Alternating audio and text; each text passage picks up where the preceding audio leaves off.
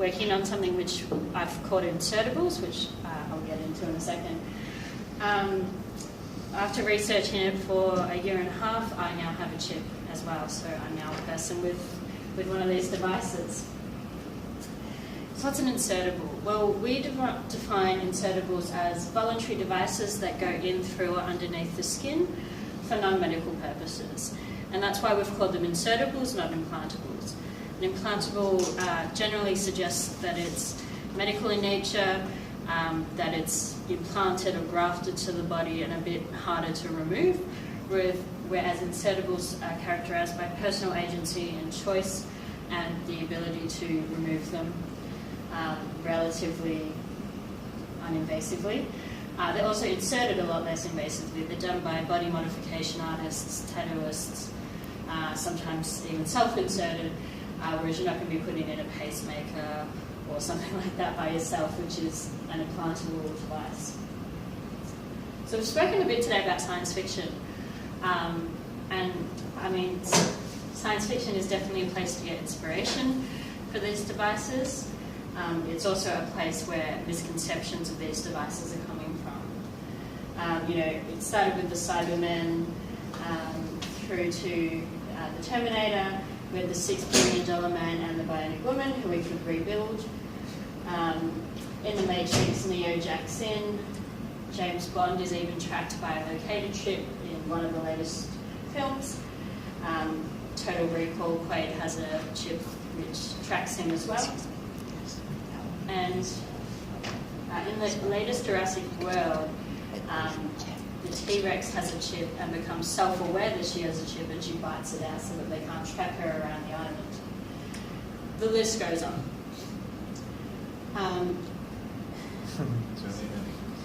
Yeah. So I'm not a science fiction fan at all, and now I have all this reading I have to do. That's really relevant. So as I said, in partial medical devices, we've seen this trajectory of luggable. This is one of the first pacemakers that had to be brought to the patient, to wearable when it was a bit more inserted and a bit more portable, but the battery was still outside the body. So today, where everything is fully implanted, you're not going to know that someone has one unless you see them shirtless with a scar. And the battery is changed every 10 years or so. And even from this first insertable one through to now, it's become almost routine surgery. Oh, Auntie Blah needs a pacemaker, whereas if it was the first one, that person's in a lot more trouble, whereas now it's almost an everyday occurrence. And we see this trajectory in a lot of other devices, from luggable wearables to insertable. I classify piercings as insertables. Now, these aren't insertable devices because they don't have any digital components on them, but if they did, they would be becoming insertable devices. And so the reason I do is they go through the skin, they don't necessarily come out, they can come out, but you don't necessarily take them out. As you can see, I've not taken them out for this X-ray. And yeah, so if you imagined on the right, if I put an RFID tracker, I'd be very much like the cow on the left with that tracking tag. Or actually, I don't think that one tracks. It's a livestock ID. Yeah. So society in general is getting more comfortable with this idea of things that go inside the body, particularly women. But it's also a choice because you can choose a wearable, a swallowable, an injectable, or an insertable, and a whole range of insertables for contraceptions. And also for, I make the men feel really awkward usually, for menstrual aids. And also going back to this, if 10 years ago I told a friend, oh, I'm going to get the implant on, they wouldn't know what it is. It's a contraceptive implant, and they'd be like, why, what are you doing? Whereas now, again, it's already almost becoming commonplace. Oh, you've got that, so does my sister. And these devices are even starting, well, these insertable objects are starting to become insertable devices. So Microchips is working on an RFID contraceptive through MIT and with seed funding from the Bill and Melinda Gates Foundation. And the idea with this is that it can last 16 years and it can be turned on and off. So with the current one, you'd have to have it removed when you wanted to have a baby and then put back in, whereas this you could turn on and off. So it means one insertion, maybe two, over a woman's reproductive lifespan. And it also gives women in countries where they don't necessarily have the ability to stand up to their husband and say, I want kids right now, we should use contraception, some personal agency and choice. And there are other products that are becoming digital. So this was kickstarted. It's a smart menstrual cup. It communicates to your phone via Bluetooth. Apparently it can communicate through the body. That was successfully kickstarted. Baby pod plays music to your unborn baby. And we have the rectal smart thermometer, which isn't cordless, and I'm not quite sure why. So these devices obviously all go within the body, relatively easy to remove, of one's own personal agency. And hobbyists are inserting devices.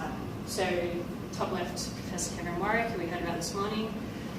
Top right is that time capsule from Eduardo Kac, inserting himself in 1998. Amel, who we've heard lots about, and Verichip Corporation.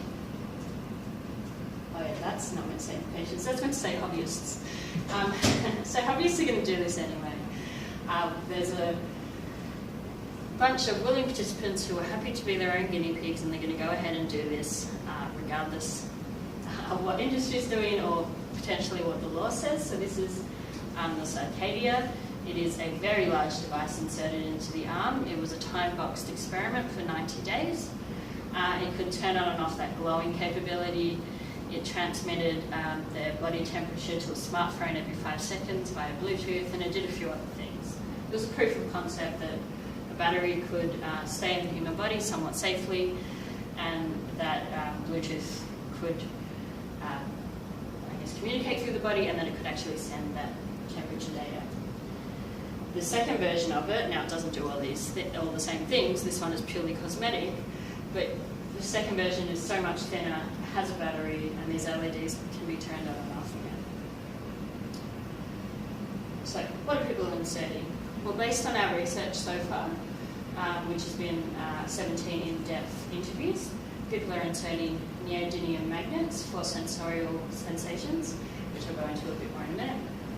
RFID and NFC microchips for things like access, authentication, for accessing physical and logical, so physically open your front door, which is what my chip does, or unlock your office space.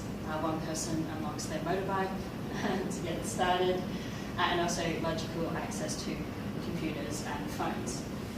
And we have some participants making bespoke devices and experimenting with them. So I'm going to talk now about, I know nothing about the military, so what civilians are doing and what I think, or how I think it could be reappropriated for military use. But first, some of these technologies do have military origins, I suppose. So the RFID is obviously a military invention with World War II in the friend or foe system. And even Verichip has quasi-military origins. So Dr. Richard Seelig before he founded Verichip, he self-inserted himself with 2 chips 5 days after the September 11 attacks, after seeing first responders writing their badge numbers on themselves for identification. And he thought, well, I could be identified by a chip in my body. He then went on to get FDA approval, but this was not for identification and security, it was for health records, as Tina said this morning. So one thing I'll point out about this chip, because Tina followed everything I was going to say. Sorry, that's fine. It's got this tissue bonding cap, and that's so that the tissue will bond to it to stop migration, which means a lot of people who got these inserted still have these inserted because it makes that removal more difficult, more invasive. I'm just going to go to that. So, I found another slide. So the chips that Amel started to source had no biobond coating, which means that they can be more easily removed in and out of the body, and indeed some of our participants have had them removed or upgraded.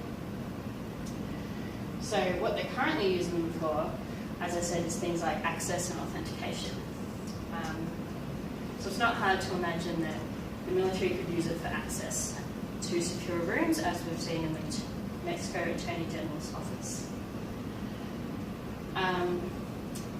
another thing that comes to mind very quickly is replacing dog tags, which have been around in one form or another since about 1870, the literature said. These are obviously fallible, they can be removed, they can be destroyed, and just as in literal dogs, we've replaced wearable tags with insertable microchips, you could see this happening as a way to identify fallen soldiers. Some participants use them for data storage and transfer. So if you scan my chip with the right compatible phone, NFC or Android or Windows phones are NFC capable, it will open my Twitter account. Not very useful, just a proof of concept that I could do it. But so you can store small amounts of data and transfer them. And if you had something more obscure, a chip with a more obscure range, you'd need a particular reader to read it, and you'd be able to secure that information a bit more. So, you know, theoretically, you could transfer some small amounts of classified information. As one participant said, it can be used to do anything I want it to, I just have to program it to. And this is just a free app available on the phone that you can do an if this then that style command. So if I scan my chip, send my wife a message, I'm leaving work. If I scan my chip, call this number. And so you can think of all different types of input triggers and future inputs that we could use. For example, Trigger Smart is a gun company that is marketing safe guns, which seems like an oxymoron, but they can only be fired if you are wearing the correct RFID ring, which means that they should be theoretically rendered useless in the hands of your kids or an intruder or any other unauthorised shooter. So you could think of weapons in the military like this. You could think of, so you were speaking before about how you can't do certain things in the extra obligations. Yes. Landmines are illegal, I believe, because you can't. Because you can't say that it's definitely going to be a military person walking across it, and they're still there years later, and someone gets blown up. So you could use this from the other way. The enemy go, well, only if they have a chip, blow them up. So that's the negative, I suppose. And near future uses. So the magnets are used for sensorial sensations. So the magnets, they can pick up small magnetic objects, but when they get near electromagnetic fields, they vibrate. So participants have said that they can feel, the hard drive of a computer from about 10 centimetres away, a washing machine or really large things from about 30 centimetres away, the tram generators in Melbourne from about a metre away. And we had one participant who claimed that he could feel the former site of 3 Mile Island from 9.7 miles away. Now, I did ask a physics professor, he doesn't think that's correct, but this participant is unique in that he has 12 magnets in a weird array. So the military could definitely benefit from R&D into this. What can you feel with these magnets? What information could a soldier feasibly get just from within their own body, if anything? And biometrics from within the body. Participants were using it for their body temperature, because that's about all you can really do at the moment. But you could think of being able to track and monitor more health data from the field and know when someone's in trouble. And information receipt. So we had some participants experimenting with some really cool things. They did still need wearables to do these. But for example, one participant put a wearable over his magnet and hooked it up to a proximity sensor so it would vibrate when objects got closer. And he could essentially walk around his house with his eyes closed, which was a proof of concept for some sort of sight replacement technology. Another participant hooked it up to a motion sensor so they could feel when someone had entered their house, even if they weren't necessarily there.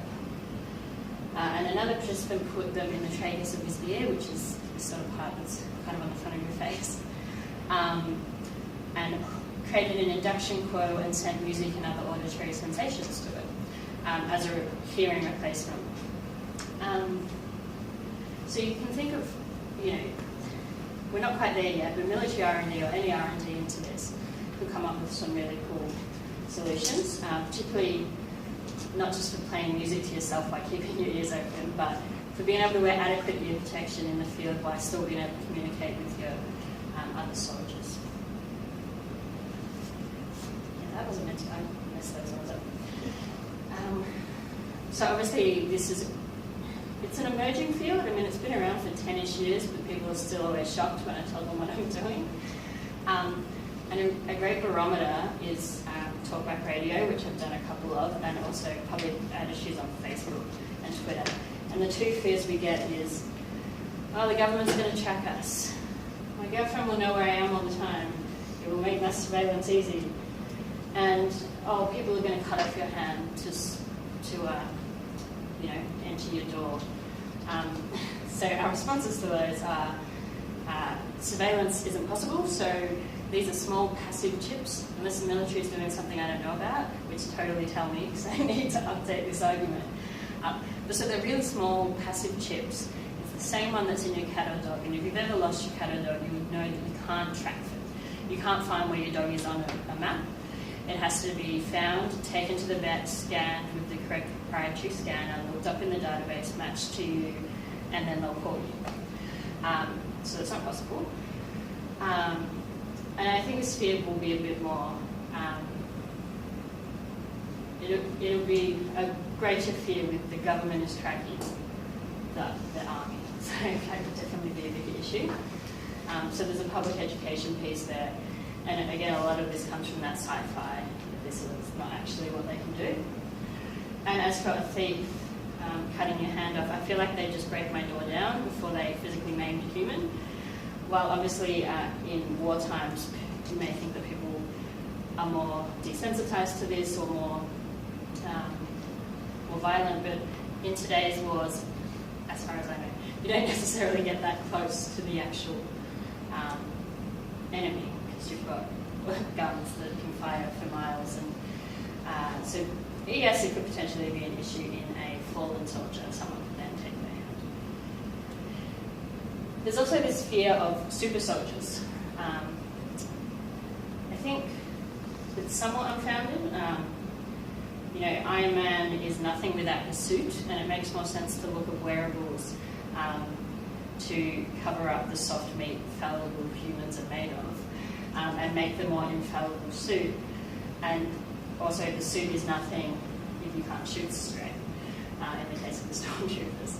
I don't know whether it's worth trying to make humans better or just make a machine that can do something better. So, again, don't know much about the military, but I was listening to a podcast, so it's totally true. And they were saying how, yes, a automatic flying drone is more accurate.